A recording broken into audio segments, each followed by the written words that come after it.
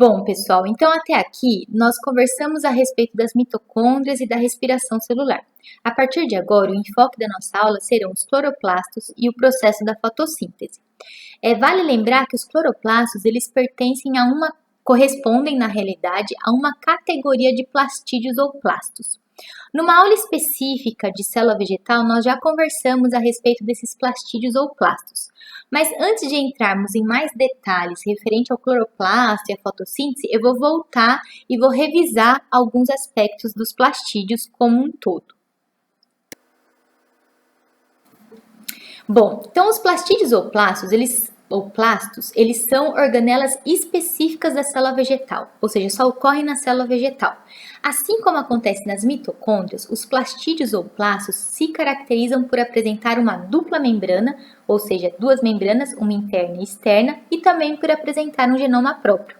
Porque, assim como as mitocôndrias, de acordo com a teoria da endossimbiose, os cloroplastos eram seres procariontes há bilhões de anos atrás, que durante um processo de evolução, eles foram englobados por células que estavam evoluindo para se tornarem eucariontes. E daí eles estabeleceram uma relação de cooperação mútua, de simbiose com essa célula hospedeira. Tá? Então, a presença dessa dupla membrana e do genoma próprio comprova a teoria da endossimbiose. Para que servem os plastídeos ou plastos dentro da célula vegetal? Eles podem ter duas funções. Existem plastídeos ou plastos que têm como função o armazenamento de substâncias, sejam proteínas, açúcares ou lipídios, e nós temos plastídeos específicos que acumulam um pigmento fotossintetizante no seu interior e que tem como função a fotossíntese, que é um processo no qual o CO2 combinado com a água na presença da energia luminosa vai resultar na produção de açúcares, né, de carboidrato e como resíduo o oxigênio. E nós vamos ver esse processo da fotossíntese em mais detalhes adiante.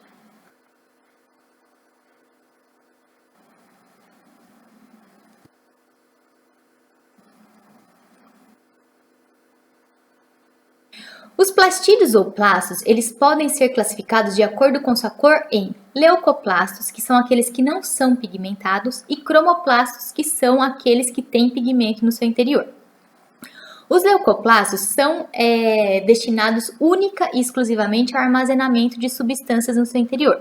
Então, nós temos os amiloplastos, que acumulam amido no seu interior, os proteoplastos, que acumulam proteína, e os oleoplastos, que acumulam lipídios. Já os cromoplastos, eles vão ter pigmentos no seu interior, e daí eles podem armazenar diferentes tipos de pigmentos no seu interior. Então, eles podem ter pigmentos que não são fotossintetizantes, como carotenoides, e daí, de acordo com o tipo de pigmento que ele armazena, ele vai receber uma designação. Então, se ele tem no seu interior xantofila, que é um pigmento amarelo, vai receber a designação de xantoplasto. Se tiver eritrofila, que é um pigmento vermelho, vai receber a designação de eritroplasto. E dentre os cromoplastos, nós temos aqueles que têm no seu interior um pigmento verde fotossintetizante, que é a clorofila. Estes cromoplastos, em especial, recebem a designação de cloroplasto.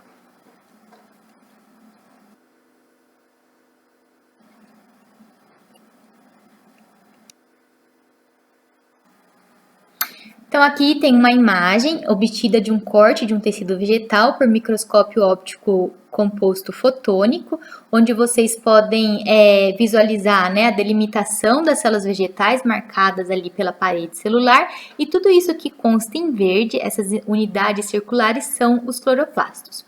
Com relação à quantidade de cloroplasto, isso vai ser variável de acordo com a espécie de tecido vegetal, conforme a intensidade da atividade fotossintetizante.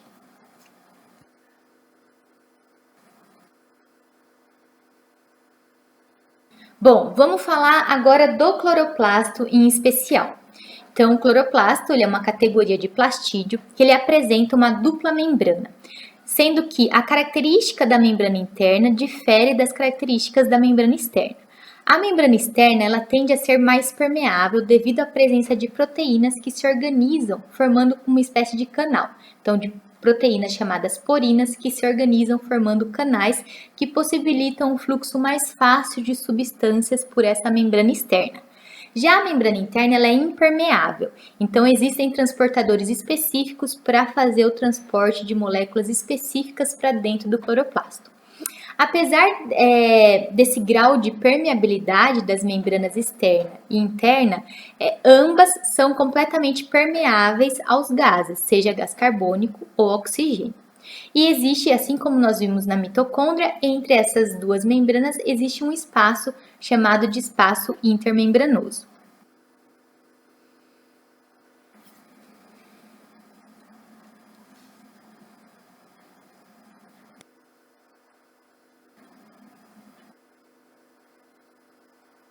Do mesmo modo como ocorre nas mitocôndrias, o interior do cloroplasto ele vai ser preenchido por uma matriz amorfa que nós chamamos de estroma.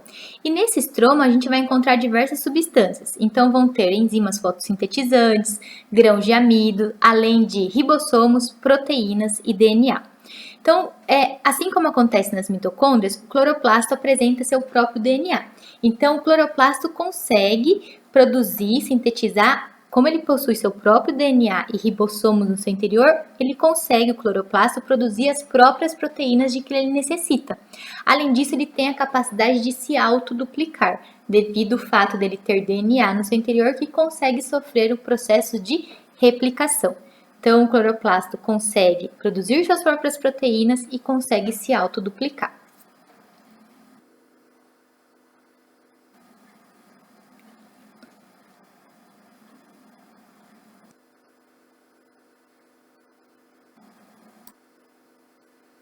Uma característica interessante dos cloroplastos é que no estroma do cloroplasto, no seu interior, nós temos um sistema de membranas internas e achatadas que nós chamamos de tilacoide.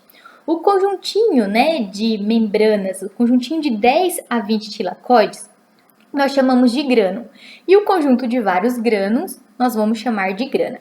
Um detalhe interessante é que a clorofila, ela fica justamente presa, mergulhada nas membranas do tilacoide. Nós temos, em especial nas células vegetais, dois tipos de clorofila. A clorofila A, que é mais abundante, e a clorofila B. Essa clorofila ela não se encontra sozinha nas membranas do tilacoide. As clorofilas elas se encontram associadas a proteínas, enzimas, formando um complexo proteico que nós chamamos de fotossistema. Então, nós temos nos tilacoides dois fotossistemas, o fotossistema 1 e o fotossistema 2. No fotossistema 1, nós temos uma maior quantidade de clorofila A, enquanto que no fotossistema 2 nós temos uma maior quantidade de clorofila B. Esses fotossistemas, eles vão ser responsáveis pelo processo da fotossíntese, que nós vamos ver em mais detalhes adiante.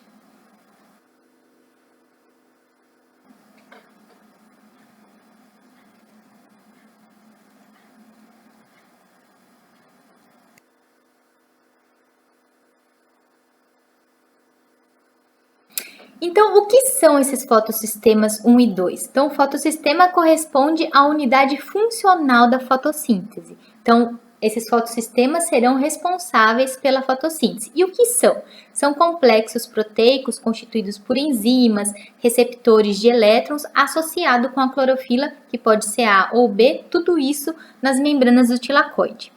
Existe também uma diferença entre o fotossistema 1 e 2 com relação ao potencial de absorção de luz, ao comprimento de onda que cada fotossistema consegue absorver, de acordo com o tipo de clorofila que é mais abundante em cada fotossistema. Então, observem aqui na imagem, esse fotossistema ele fica na membrana do tilacoide.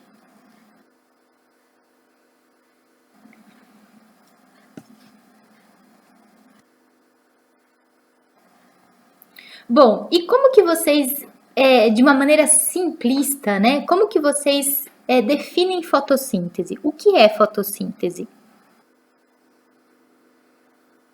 Então, fotossíntese, de uma maneira geral, é o processo no qual, a partir da presença da energia solar, a partir da energia luminosa, o gás carbônico combinado com a água é convertido numa molécula orgânica, como a glicose, e tem como resíduo o oxigênio. Em outras palavras, a fotossíntese é o processo no qual a energia luminosa vai ser a energia luminosa que é captada pelo pigmento fotossintetizante clorofila que está no interior dos cloroplastos vai ser transformada em energia química contida nas ligações químicas dessa molécula orgânica que será formada. Esse processo de transformação, né, da energia luminosa em energia química e produção de uma molécula orgânica, produção de carboidrato, envolve diversas reações químicas. Entre elas, nós teremos as reações luminosas e a fixação de carbono. E nós vamos ver agora em detalhes cada um dos eventos que ocorrem na reação luminosa e na fixação de carbono, para que a gente tenha o produto final da fotossíntese, que é a glicose, água e oxigênio.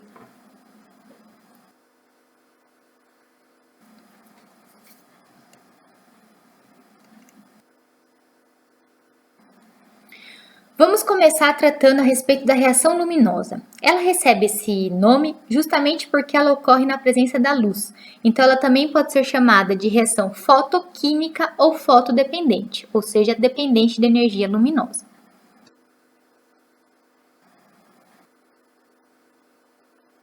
Então, a reação luminosa, gente, é um processo no qual a energia luminosa vai ser transformada em energia química. Essa reação luminosa, ela vai envolver dois eventos. Nós temos o processo de fotofosforilação cíclica e o processo de fotofosforilação acíclica. Esses dois processos, eles ocorrem concomitantemente. A fotofosforilação cíclica é realizada principalmente pelo fotossistema 1, enquanto que a fotofosforilação acíclica envolve os dois fotossistemas, 1 e 2. Recebe essa designação de fotofosforilação porque vai ocorrer a fosforilação do ADP, que vai se associar a um fosfato para a formação do ATP. Então, ocorre uma fotofosforilação do ADP para a produção do ATP. Então, a energia luminosa que vai ser captada pela clorofila vai se transformar em ATP. Tá ok? Então, assim, como produto final da fotofosforilação cíclica, nós teremos ATP. Enquanto que como produto final da fotofosforilação acíclica, nós teremos oxigênio e nós teremos a formação de uma molécula de NADPH. Vocês vão me perguntar, o que é esse NADP? Vocês lembram que lá na respiração celular nós falamos a respeito de um dinucleotídeo chamado NAD?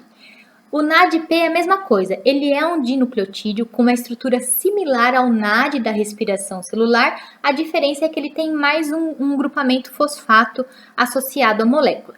E qual que é a função desse NADP? A mesma função do NAD lá da respiração celular, só que ele existe aqui dentro do cloroplasto associado ao processo de fotossíntese.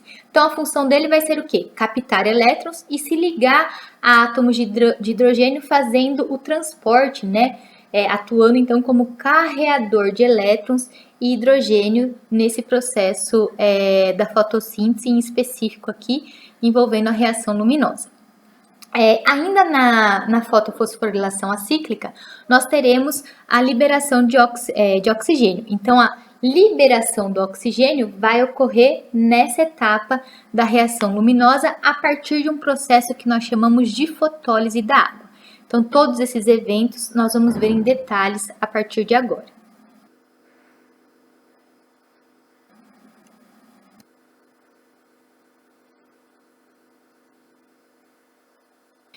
Então, vamos conversar primeiro a respeito da fotofosforilação cíclica. Então, na fotofosforilação cíclica, ela vai ser realizada em especial pelo fotossistema 1, onde nós teremos a clorofila A. O que vai acontecer? Nós vimos que a clorofila ela é um pigmento instável, capaz de ser excitada pela energia luminosa. Então, na presença de luz, a energia luminosa vai causar uma excitação da clorofila A, que vai emitir elétrons. Esses elétrons vão ser captados por um receptor primário, aqui no caso uma molécula de ferridoxina, e esse receptor primário vai transferir esses elétrons para uma cadeia de citocromos, parecido com o que acontecia na cadeia respiratória da respiração celular.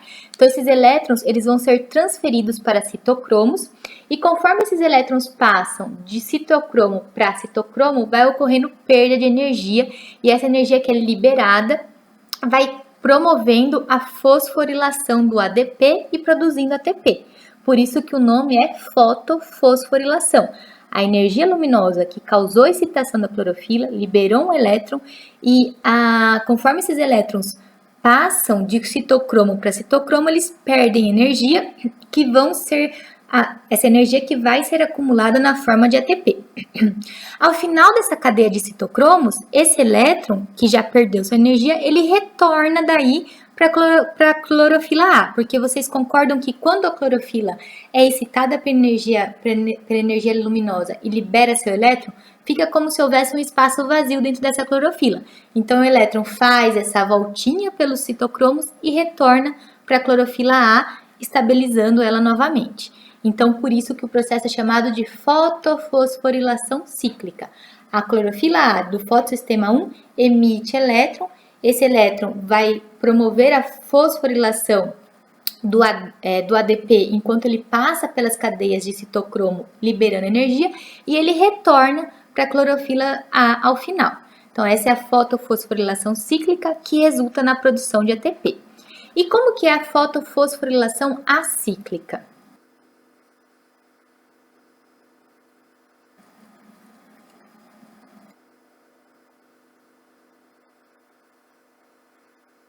A fotofosforilação acíclica envolve agora a participação dos dois fotossistemas. Então, nós temos o fotossistema 2, onde nós temos a clorofila B, e o fotossistema 1, onde nós temos a clorofila A. Da mesma forma, vai ocorrer a absorção da energia luminosa, ou seja, vai ocorrer a excitação tanto da clorofila B quanto da clorofila A pela energia luminosa. Ocorreu a excitação, clorofila A e B do fotossistema 2 e do fotossistema 1 vão emitir seus elétrons, que vão ser captados por um receptor primário e depois esses elétrons vão passar por uma cadeia de citocromos liberando energia, produzindo ATP. A diferença aqui na fotofosforilação cíclica é que os elétrons emitidos pela clorofila B do fotossistema 2 não retornam para a clorofila B ao final dessa cadeia de citocromos. Esses elétrons eles vão tampar o vazio, vão tampar o buraco da clorofila A lá do fotossistema 1. E daí os elétrons da clorofila A que também foram emitidos, chega no final da cascata de citocromos, eles seriam perdidos. Eles não são perdidos porque aí vem aquele dinucleotídeo, né, o NADP, que vai se ligar a que vai receber esses esses elétrons, né, que foram emitidos pela clorofila A do fotossistema 1. Só que vocês concordam comigo que a clorofila B está faltando elétron na clorofila B? Porque ela emitiu, o que aconteceu? A clorofila B emitiu seus elétrons que não retornaram para ela. Esses elétrons da clorofila B foram tampar o buraco lá da clorofila A. Então tem um vazio dentro da clorofila B que precisa ser ocupado. Para isso vai ocorrer um processo que nós chamamos de fotólise, ou seja, na presença da energia luminosa ocorre a quebra da água em átomos de hidrogênio, oxigênio e elétrons. Esses elétrons resultantes do processo de fotólise da água vão daí fazer o quê? Tampar o vazio que existia na clorofila B.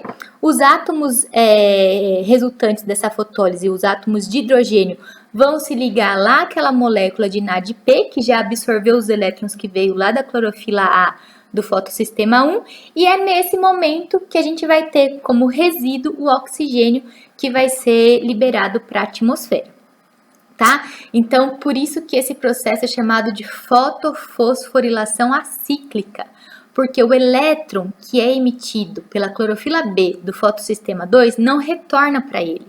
Ele vai tampar, ele vai ocupar, ele vai estabilizar a clorofila A do fotossistema 1. Consequentemente, o elétron que foi emitido pela clorofila A do fotossistema 1 vai ser captado pelo NADP, que se liga aos átomos de hidrogênio, resultado do processo de fotólise da água, formando o que nós chamamos de NADPH. E nesse processo de fotólise da água, os elétrons resultantes vão estabilizar a clorofila B, que cedeu, né, seus elétrons para a clorofila A, e a gente vai ter como resíduo o oxigênio. Então, o saldo final dessa fotofosforilação acíclica vai ser a produção das moléculas de NADPH e a produção de oxigênio. né, e da fosforilação cíclica, nós teremos a produção de ATP.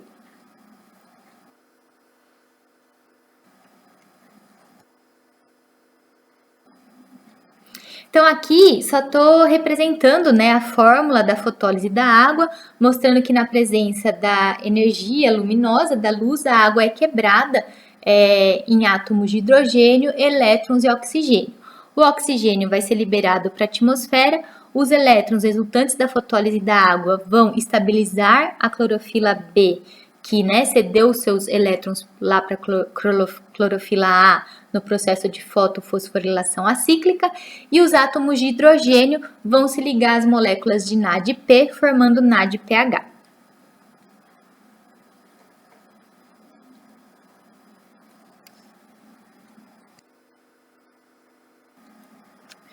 Bom, então, da reação luminosa é basicamente isso. Então, durante a reação luminosa, vai ser produzido ATP e NADPH. O NADPH, lembrando que ele também tem energia no seu interior, que nem acontecia lá na respiração celular.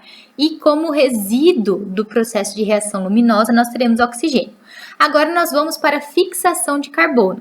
Essa energia química que foi obtida durante a reação luminosa vai ser utilizada agora no processo de fixação de carbono, ou também chamado de reação bioquímica ou fotoindependente. Alguns autores ainda designam essa fase como se fosse a fase escuro, porque a reação luminosa ela depende da luz, ela vai ocorrer enquanto estiver havendo energia luminosa, enquanto que essa fixação de carbono vai ocorrer sem necessariamente haver a presença de luz, ou seja, no escuro. É uma fase fotoindependente. Como que é? O que é essa fixação de carbono, né?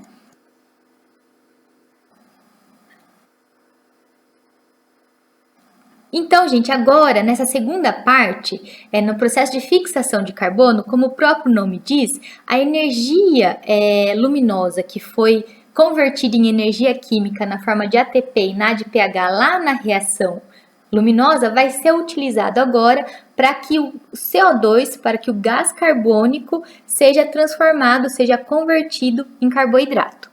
Lembrando que a reação luminosa, nessas reações fotoquímicas que nós discutimos anteriormente, ocorre nas membranas do tilacoide, enquanto que essa reação de fixação de carbono para conversão do CO2 em carboidrato a partir da energia que veio da reação luminosa vai ocorrer no estroma do cloroplasto.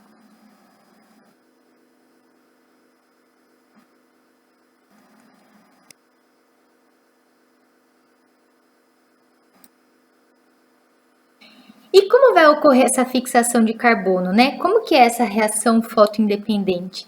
Na realidade, o que vai acontecer, falando de maneira bem superficial, porque eu não vou entrar em detalhes em termos de nomes de enzimas, substratos que são formados, porque vocês vão ver isso mais a fundo numa disciplina específica, imagino que de botânica, mas de maneira bem superficial, nessa fixação do carbono, o CO2 ele vai ser utilizado para incorporação num composto orgânico a partir de uma sequência de reações químicas utilizando como energia o ATP e o NADPH que foram produzidos lá durante a reação luminosa.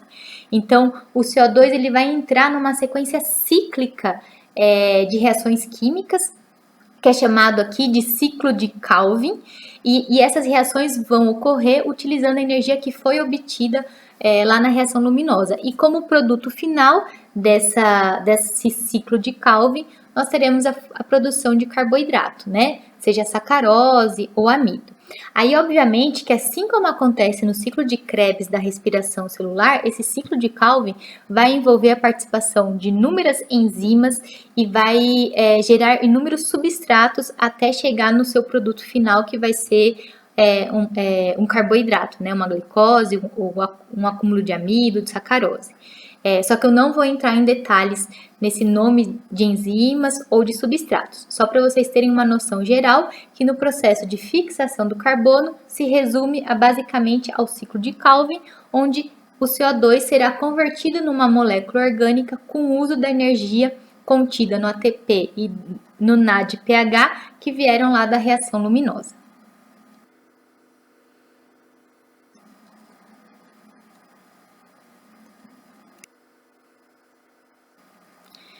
Então, gente, no final, resumidamente, o que nós temos é o que essa imagem está mostrando da fotossíntese. Então, a fotossíntese ela envolve a reação luminosa e a fixação de carbono.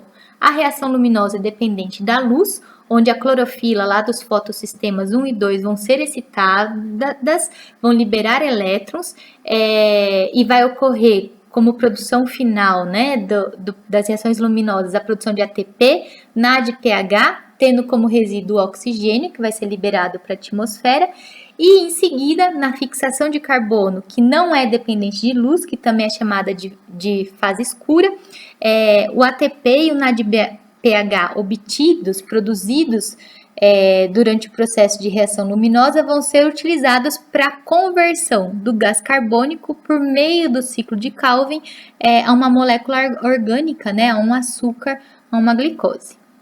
Então, basicamente, essa imagem resume isso. Então, né, assim, de maneira superficial, o que é a fotossíntese? Então, a fotossíntese é um processo no qual, a partir da energia luminosa, o gás carbônico, na presença de água, vai ser convertido numa molécula de glicose e oxigênio. Em outras palavras, a energia luminosa vai ser transformada em energia química contida nas ligações que ocorre numa molécula orgânica, né, tendo como resíduo o oxigênio que vai ser liberado para a atmosfera. Então é isso, pessoal, da nossa 10ª aula de citologia, o que nós tínhamos para conversar era a respeito das mitocôndrias, da respiração celular, do cloroplasto e da fotossíntese. Eu espero que tenha ficado claro e me coloco à disposição. Então, até a próxima aula.